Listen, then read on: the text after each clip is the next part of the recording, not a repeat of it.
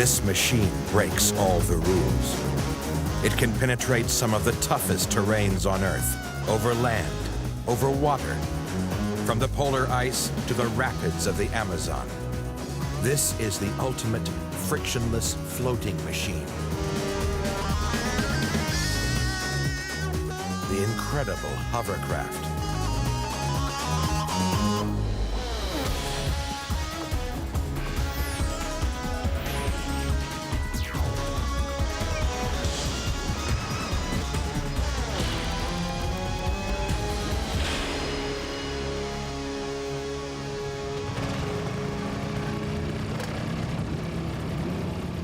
Hovercrafts are fast.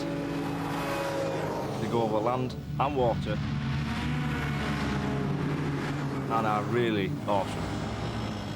Every month, Jonathan Spedding races his twin-engined Meteor. This is the Formula One race.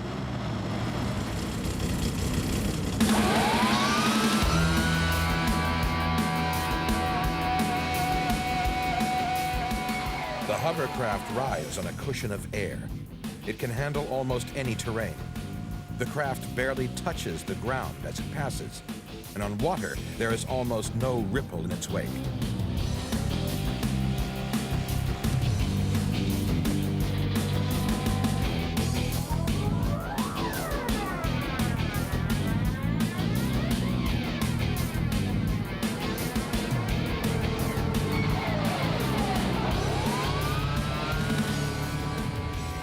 Jonathan's Hovercraft has one engine at the front, pushing air into the rubber skirt below to create lift. And another engine at the back provides the thrust that drives it forward.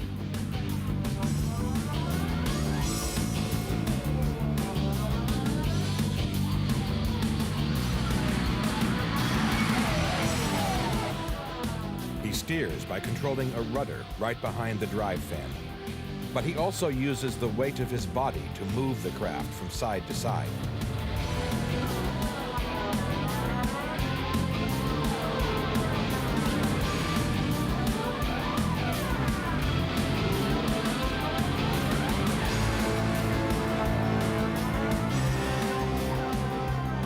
It looks easy, but it takes extreme skill. And like all motorsports, it is highly dangerous. An ill-judged move at 80 miles an hour will hurl a rider right out of his craft. Today, Jonathan's precise handling and cool control wins him a first prize, a Formula One winner in an amazing race. But his Hovercraft is just a baby.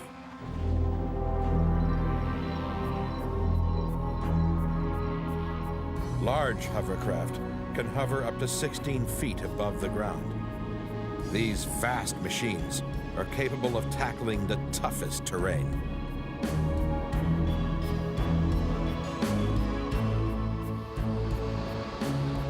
As the Americans say, there's no beach out of reach with a hovercraft, and 70% of the world's beaches are accessible by hovercraft, whereas only 10 to 15% are by conventional landing craft. They excel in conditions that would destroy other vehicles. They're more versatile than a boat, cheaper than a helicopter. This incredible machine is a British invention. Today, the Royal Marines Assault Squadron operates a fleet of them.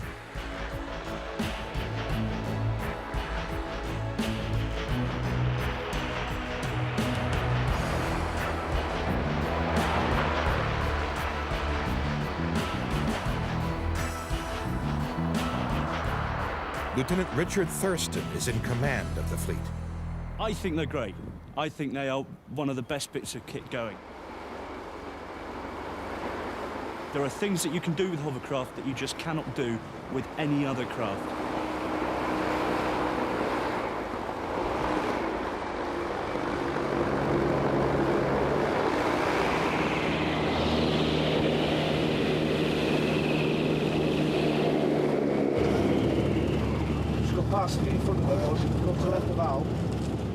The assault squadron's job is to support amphibious landings.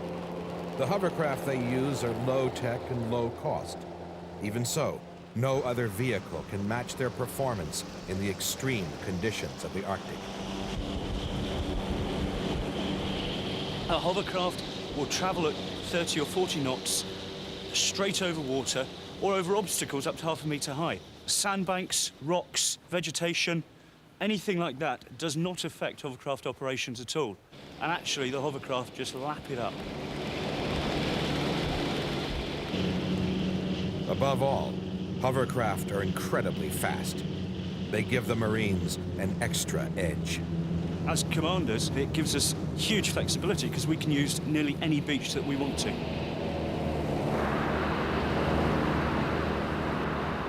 On ice, they can travel even faster, up to 70 miles an hour. The last thing we actually want to do is drop our troops into the water and they have to wade ashore. They start off whatever operation, wet and cold. A hovercraft can take them to the top of the beach quickly, easily, drop down, they unload their kit and off they go.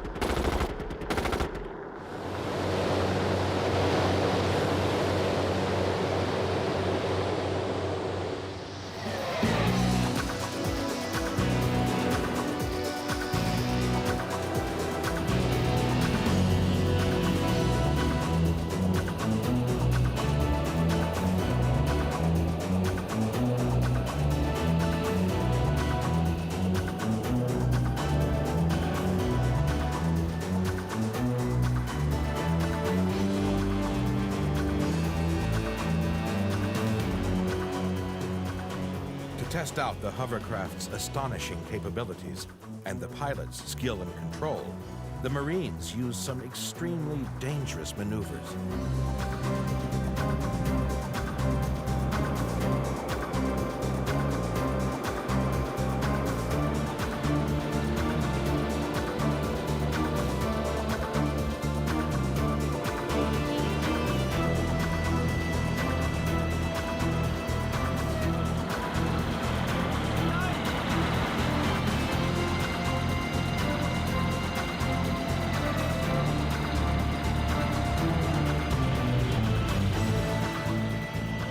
For the Marines, these are machines with a future. But the concept of riding on a cushion of air dates back more than a century. Boats can't reach high speeds because of the friction between the hull and the water. In 1877, John Thornycroft, a brilliant British boat designer, suggested that trapping air under a boat might reduce the friction problem. He tested his idea with a scale model of a flat-bottomed boat with a recess underneath. Air trapped in the recess lifted the boat almost out of the water, increasing its speed. Later, he built a much more complex model, using a clockwork mechanism connected to bellows. The bellows pumped air underneath the boat. As it passed through the water, the air acted as a lubricant, reducing the boat's friction and once again increasing its speed.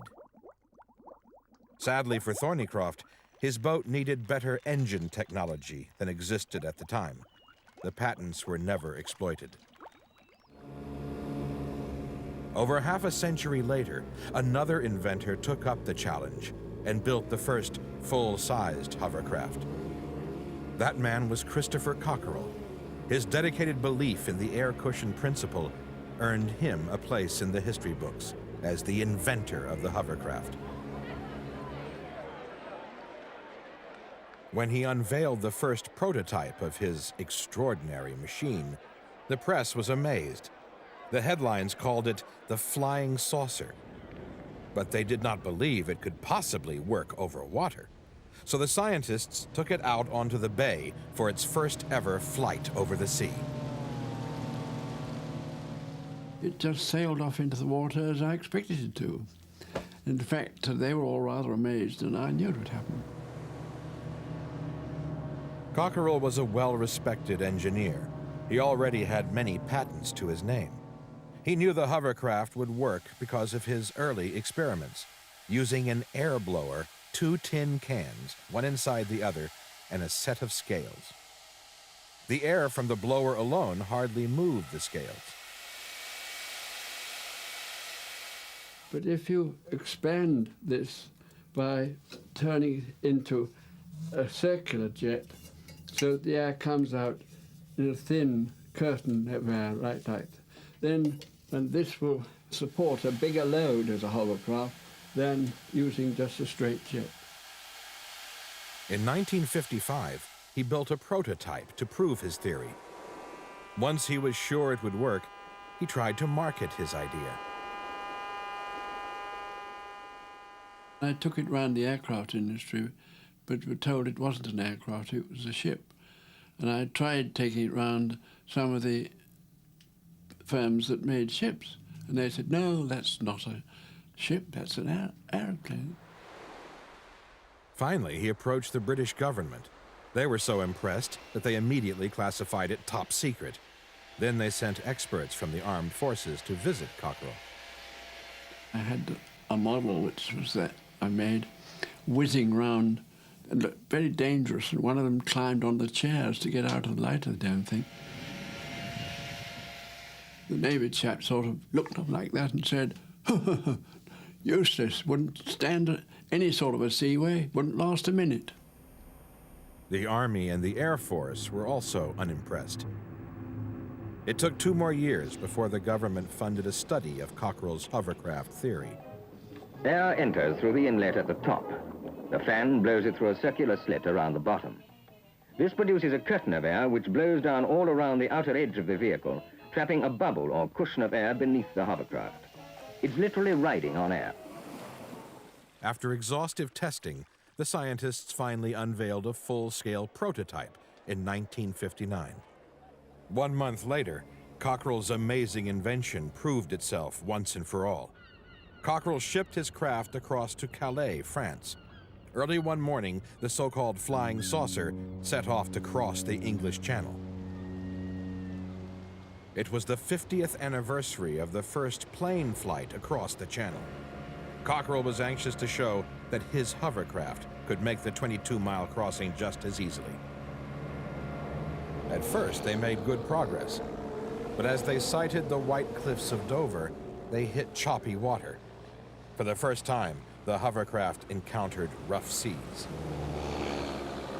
And it was quite a thrill because you got up a wave and then you slid down it nicely and got up another one. And then we shot up the shore at Dover, and some BBC chap turned up to me and said, will you come with me and do an interview? And I said, no, I want some breakfast. At the same time that Cockerell was trying to interest the British government in hovercraft, an American inventor in a small Illinois town was experimenting with his own version of the air cushion vehicle. We don't always have this beautiful weather in Illinois, and I was a country doctor, and I made house calls. Dr. Bertelsen needed a vehicle to cover rough country in even rougher weather to visit his patients. Not knowing about Cockerell's work, he developed his own machine and tested the first prototypes on the town football field. He was amazed at his results.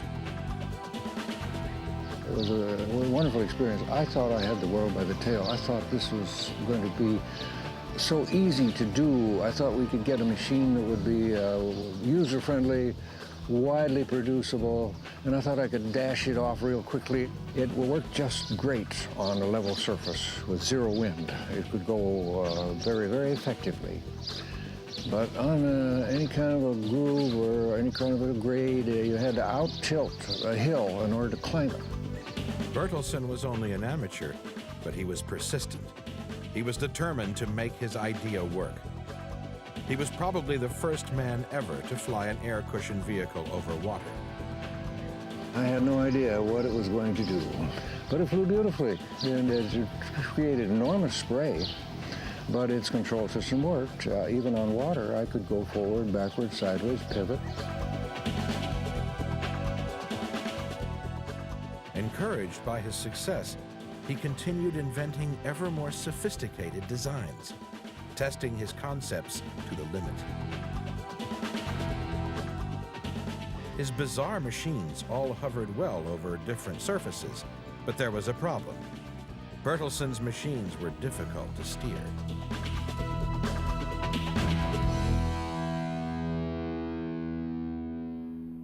Back in Britain, Cockerell scientists were also having problems. Their craft did not perform well on high seas or with obstacles more than 10 inches high. They built a new research craft to investigate the problem. Like Bertelson, they found that it was extremely difficult to control the craft's direction because the hovercraft followed the contours of whatever surface it was on.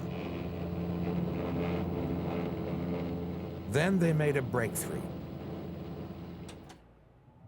Their new idea was the skirt, a flexible rubberized extension below the craft. It adjusted closely to uneven surfaces and created a good seal for the air cushion. This also increased the hover height of the main body of the craft above the surface, improving its maneuverability.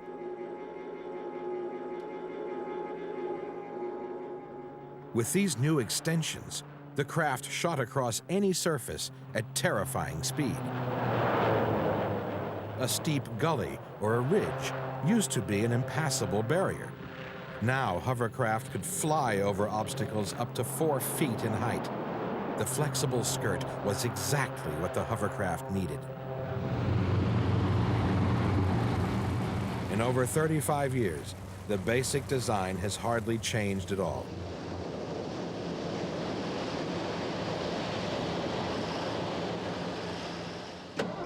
When a hovercraft starts, fans drive air down into a flexible tube of skirt around the edge of the craft.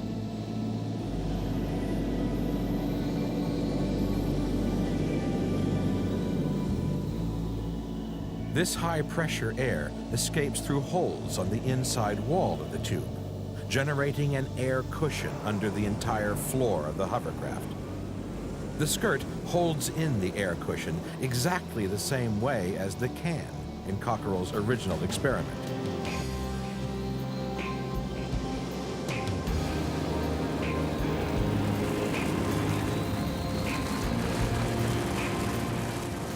More air is fed down through the fingers attached to the skirt bottom. This helps to contain the air within the cushion.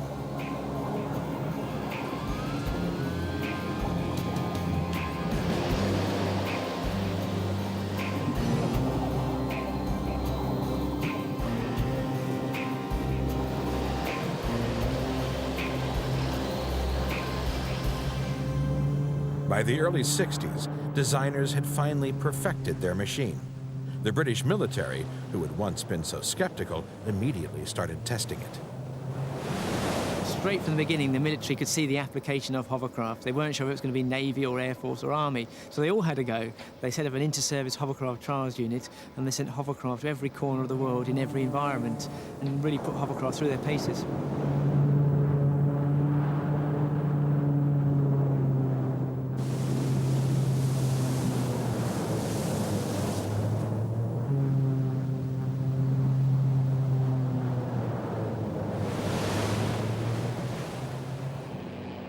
They took a 350-mile round trip into the heart of the Libyan desert, over terrain that would destroy any conventional vehicle. The craft was powered by a single Rolls-Royce gas turbine engine.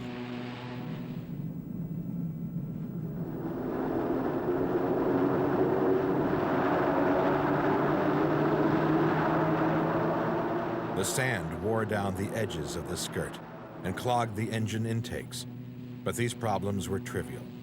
No other vehicle in the world could have even attempted this incredible journey. Next, the research team took the hovercraft to the Canadian Arctic. Once again, the craft amazed them. Over the swept surface, maximum speed exceeded 60 miles an hour. At an all-up weight of 16,000 pounds, short slopes of 1 in 3 with a vertical height of over 17 feet were negotiated.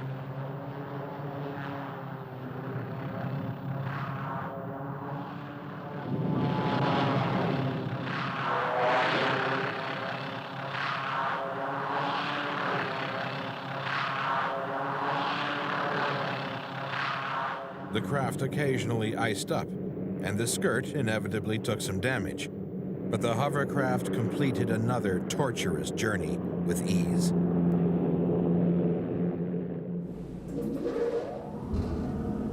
The expeditions had finally proved the new technology. The designers developed new hovercraft, specifically for military applications. Armed forces around the world wanted them, impressed by their amphibious capabilities. The manufacturers were overwhelmed with orders.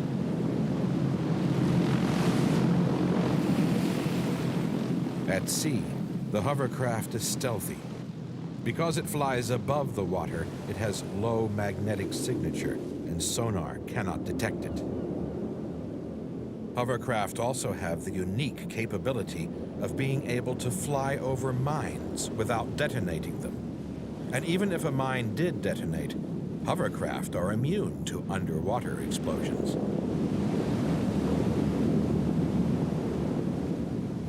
Incredibly, they are also safe from landmines.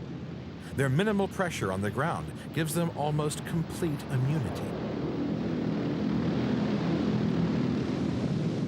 Hovercraft are the only vehicles capable of fast amphibious assault, landing troops dry and ready for action. In the Far East, the British military used the hovercraft's unique amphibious capabilities to patrol land accessible only by river, navigating rapids with ease, and opening up once impenetrable parts of the jungle. In the Bay of Hong Kong, the Royal Navy maintained night and day hovercraft patrols to intercept and deter the illegal immigrants. The presence of these intimidating machines also deterred drug smugglers. But despite people's enthusiasm and the success stories, no one was improving the technology. New hovercraft were no better than the generation they replaced. Then the U.S. Navy got involved.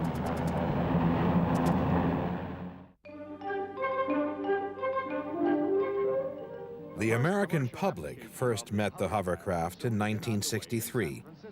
It was used as a ferry, carrying commuters across San Francisco Bay. It attracted enormous interest and rapidly became a popular way to travel. The backers of the new commuter line are optimistic over the future of their service. They feel that the low-flying hovercraft have a high-flying future. In 1967, the U.S. Army and Navy took British-designed hovercraft to Vietnam. This war machine could go places no other vehicle could. It traveled effortlessly through the swamps. The troops used it to seek out the Viet Cong.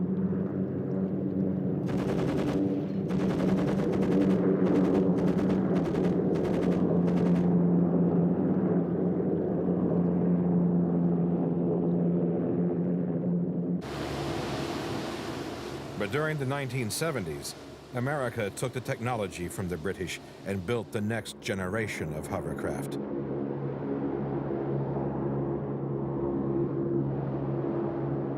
These prototypes were tested to their limit. The military was impressed with the craft's incredible resilience under fire, and especially with their immunity to mines.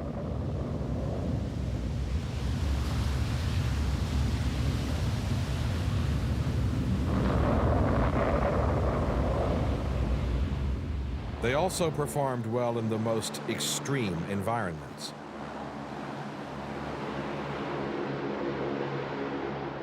After years of research and development, these prototypes evolved into the ultimate amphibious machine. Bob thrusters to operate. 1 and 2 online. All right, let's go. Roger. This is the state-of-the-art hovercraft, known as the LCAC, or Landing Craft Air Cushion.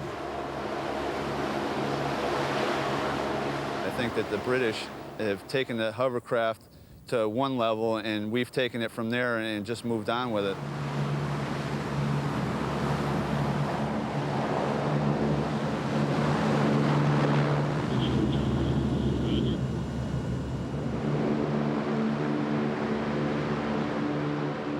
The LCACs weigh 100 tons each.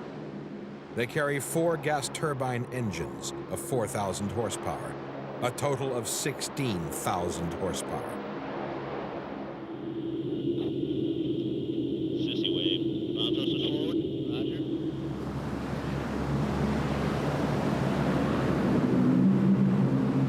No visual. I got a visual.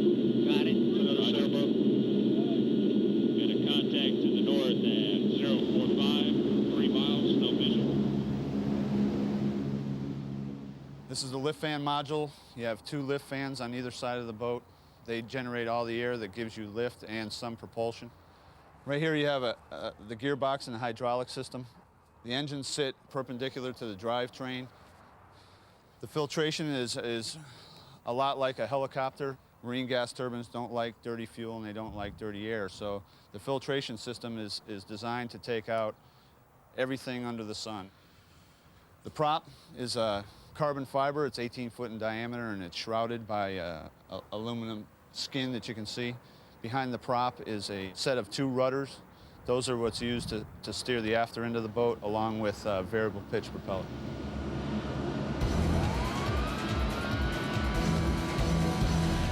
The technology is phenomenal. From the old days of the old conventional landing craft to what we have now is apples and oranges. The LCAC transports Marines and their equipment between ship and shore. They can carry up to 75 tons of equipment over 200 miles. Their motto is, "No beach out of reach." Learning to fly this amazing machine requires high-tech training techniques.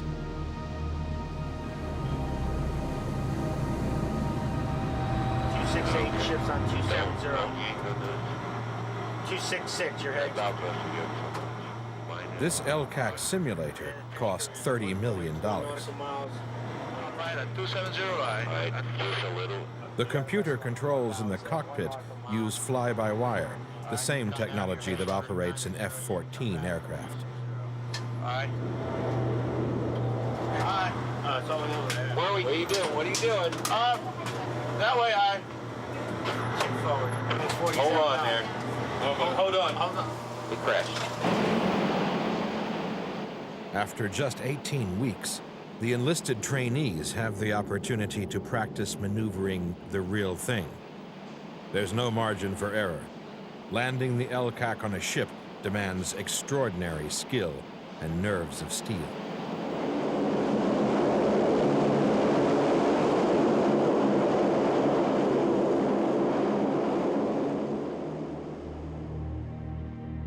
The Navy has commissioned 91 LCACs, divided into 2 assault squadrons. This base on the west coast houses half of them. It covers 45 acres and holds 750 personnel. Each craft costs over $23 million. The Navy has committed $3 billion to this technology.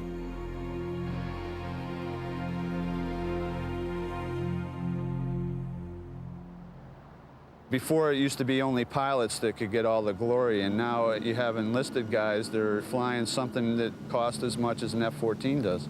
So I went from being low man on a totem pole to being one of the front runners in technology.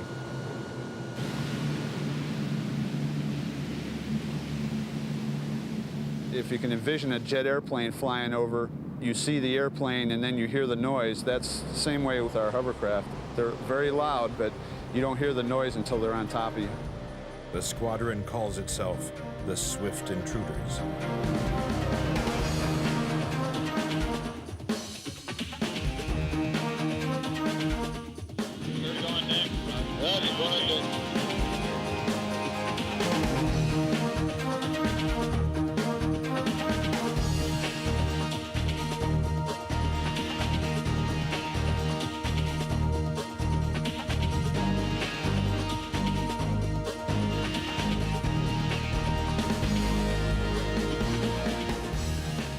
LCACs have seen action in the Gulf War and in Somalia, where they withdrew the UN troops. They have also delivered aid in Bangladesh.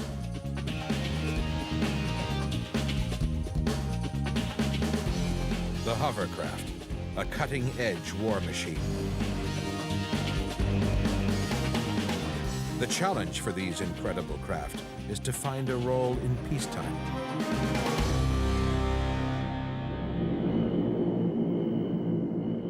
In 1962, the first ever experimental passenger hovercraft went into service, ferrying people from the seaside town of Wallasey in England across to Wales.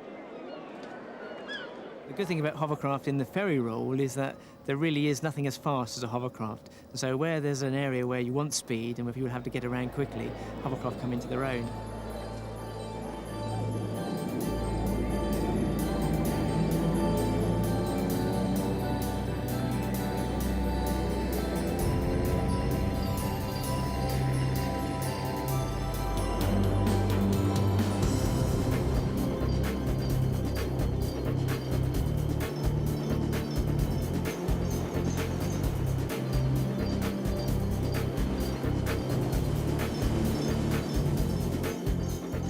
The craft traveled at over 70 miles an hour.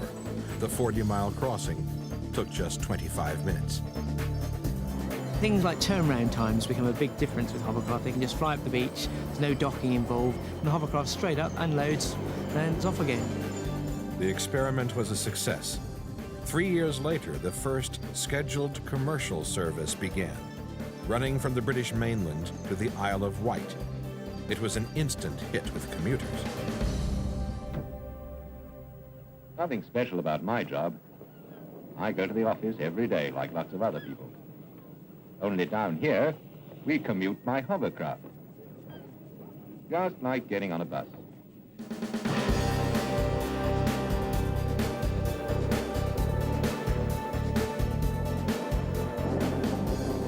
We could go by boat, of course, but hover travel is, well, quicker. In fact, the 4-mile crossing took less than 10 minutes. The service is now the oldest in the world. In the last 31 years, it has carried 15 million passengers to and from the Isle of Wight. Today, they use a modern craft with a more economical and much quieter diesel engine.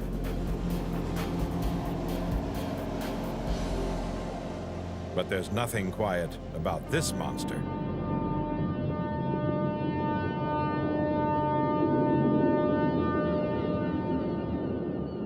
This is the huge SRN-4, the largest civilian hovercraft in the world.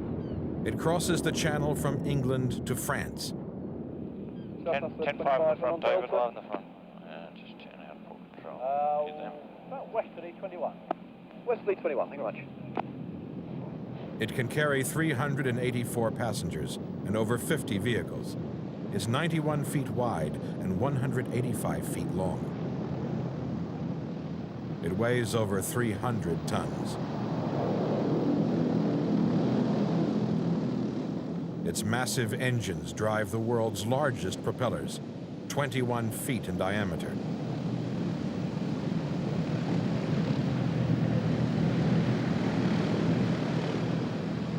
Underneath, there are 20 tons of skirt, costing $7.5 million.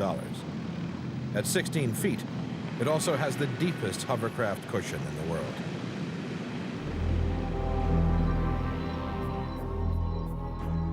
Since the service began over 30 years ago, these enormous hovercraft have transported 70 million people and 10 million cars.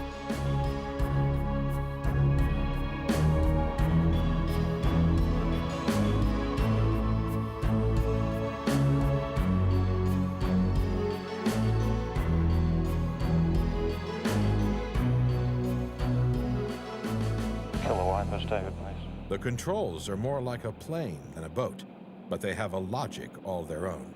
The controls are quite simple. In order to move the craft bodily to the left or to the right, I would move the hand wheel to the left or to the right.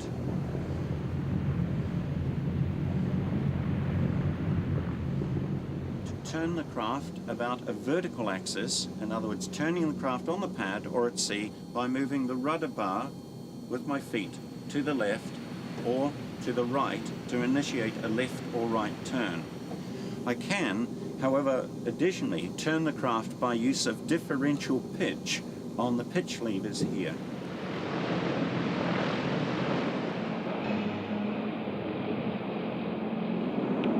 And cruise, please.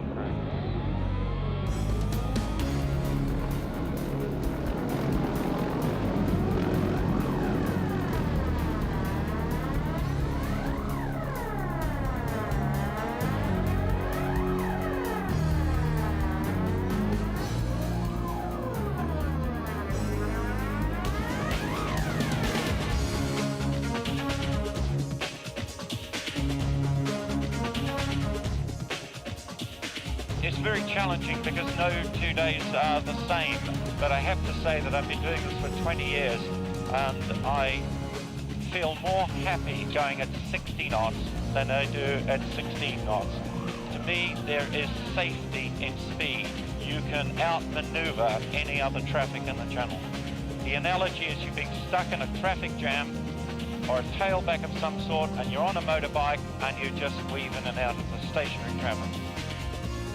Avoiding other traffic is critical. The English Channel is the busiest sea lane in the world.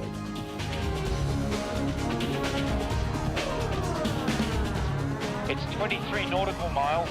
It's faster than the tunnel. Just under 35 minutes is our average crossing time. The SRN-4 holds the record as the world's fastest ferry. In service, it cruises at 70 miles per hour, but in trials, with no passengers, this giant has reached over 80.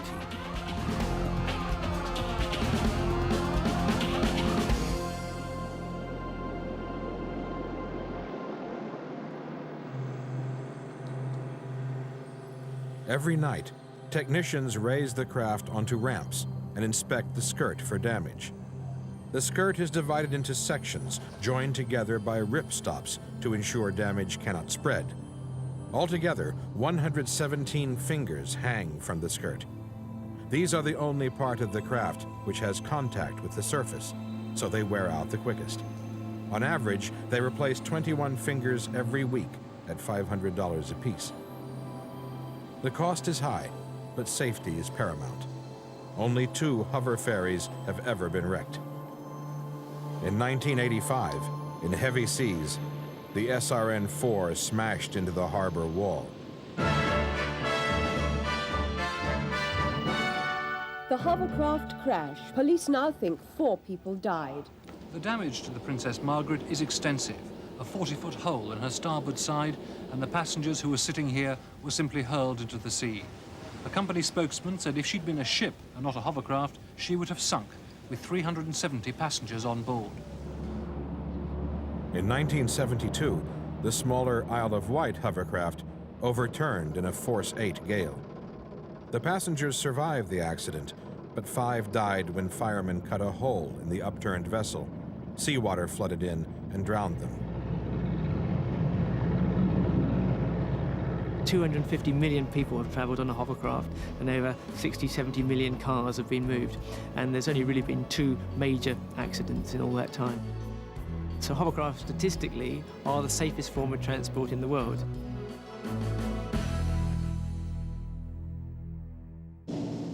Safest and also the most versatile.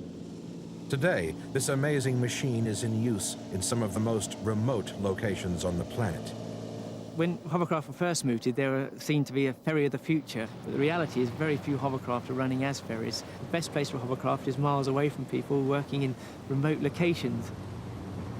So hovercraft have been working away very quietly, tucked away, and I think it's been a very well-kept secret.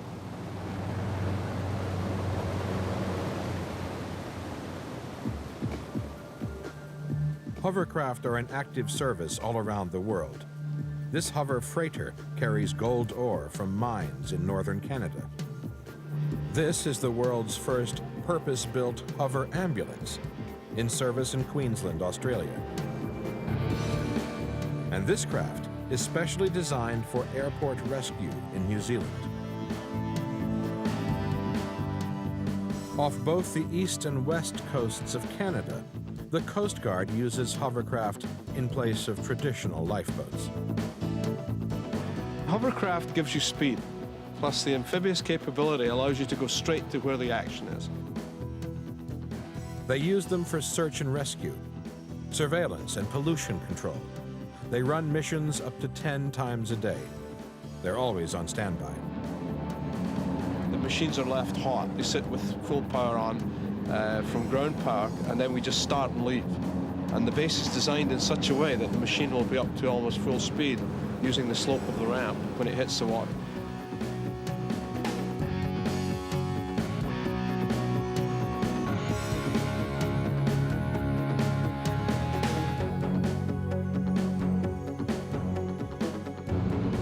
Hovercraft are especially useful when the sea freezes over. Coast guards would otherwise be unable to operate at all.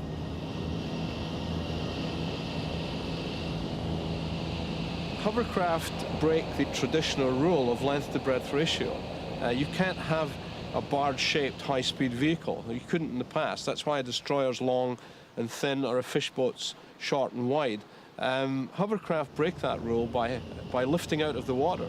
Thus you can have a high-speed barge or work platform. On ice, hovercraft are in their element, simply gliding over the surface.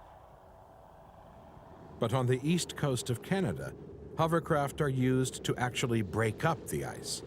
There was a large platform called Act 100 up in the Canadian Arctic, and it was being moved and broke up an ice road, much to the chagrin of the locals. That wasn't supposed to have happened. We've turned that so-called disadvantage into an advantage, and we're now breaking up to 4 feet of ice using a hovercraft.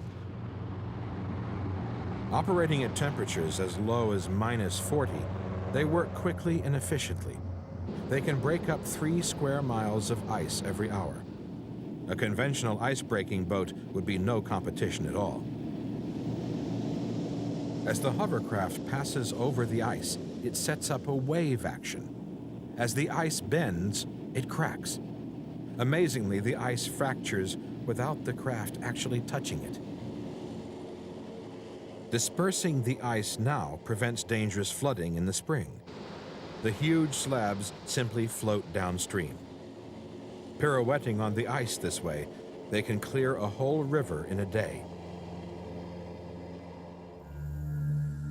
But not all rivers are this easy to negotiate. Hovercraft have proved their true worth operating as expedition vehicles on trips to the ends of the earth. In 1968, this expedition navigated the Amazon. These violent rapids were the final leg of a 4,000-mile journey.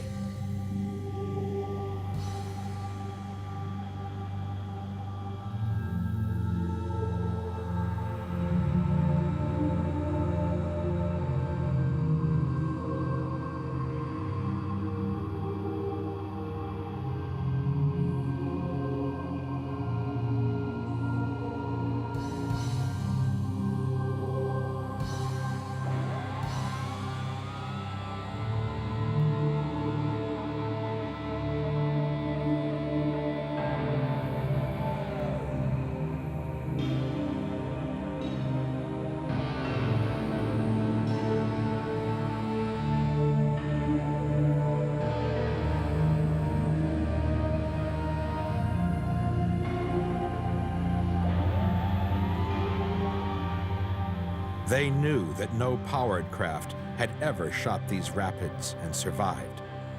The explorers had staked their lives on the abilities of this amazing machine.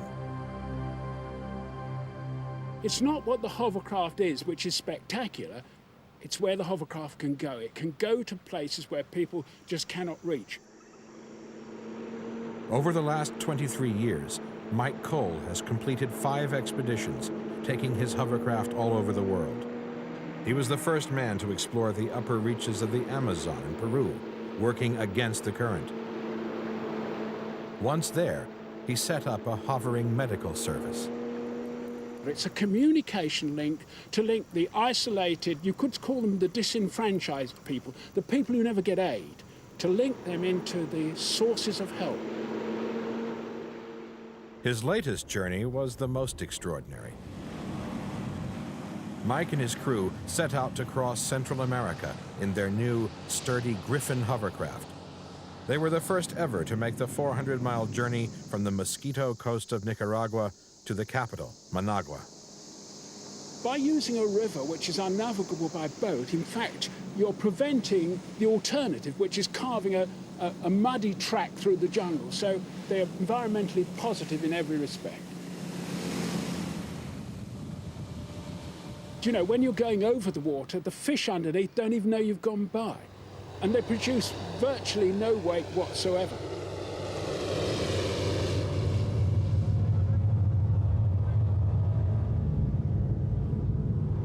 We hit about 4.5 miles of leathery lechuga en route to Managua City, and the hovercraft showed its unique capability. We got over the top and went on towards the city.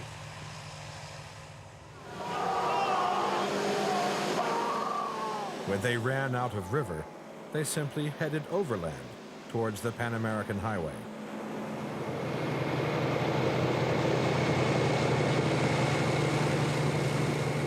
We did have a problem because the Pan American Highway, being a first-class road, was cambered. And of course, the hovercraft follows the camber of the road. So we did just have to tether it for a little way and give it a helping hand. And even a hovercraft needs gas once in a while.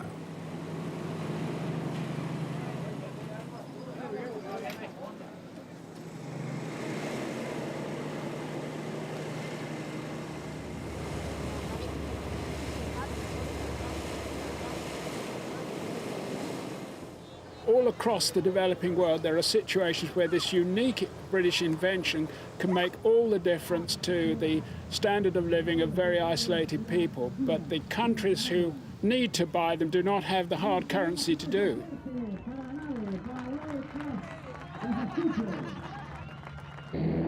Over the past 40 years, the hovercraft's astonishing capabilities have made it invaluable in many roles. But how will we use its unique advantages in the future? The answer could well lie here in sleepy Neponset, Illinois, home of Dr. Bertelsen, the man whose early hover designs lost out to the British. He believes his latest invention may become the revolutionary transport machine of the future. The status of automotive travel in the U.S. and ever in the world is really getting worse and worse. And so I felt that an alternative transportation system was possible, and I thought this was it.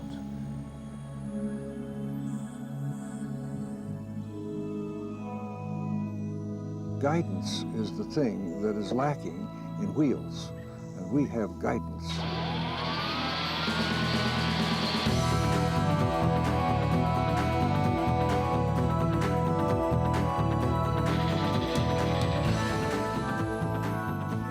Ultimately, I expect this to replace all automobiles and all roads. Now, they can still have their automobiles in the roads. This will be elevated above them. It'll go across other rights-of-way, other buildings. It'll go cross-country, elevated, very inexpensive. Automation means that you do not have to drive. And if you're free of actually driving the machine, it could be programmed to go anywhere. For instance, when you arrive at your destination, the machine could return home to its one parking place. Would eliminate square miles of parking places everywhere in the world. Tunneling is very inexpensive now. The construction cost would be very cheap. It is the most smooth ride in the world. There are no potholes, for instance. The vehicle would not cause any wear to the right-of-way. It would just simply pass over it without touching, and it would last forever. There are so many virtues to this particular system that it's going to be irresistible in the future.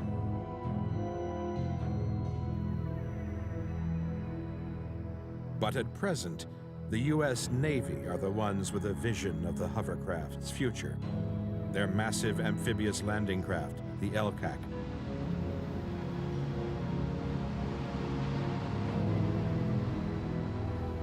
For Britain's cross-channel ferry, time is running out. Despite their speed, there are no plans to replace these two aging giants. The service will continue only as long as the spare parts last. To mark their long and inspirational reign, the huge craft celebrated 30 years of service by carrying their most dedicated supporters out to a sandbank in the middle of the English Channel. Some of them brought their own hovercraft.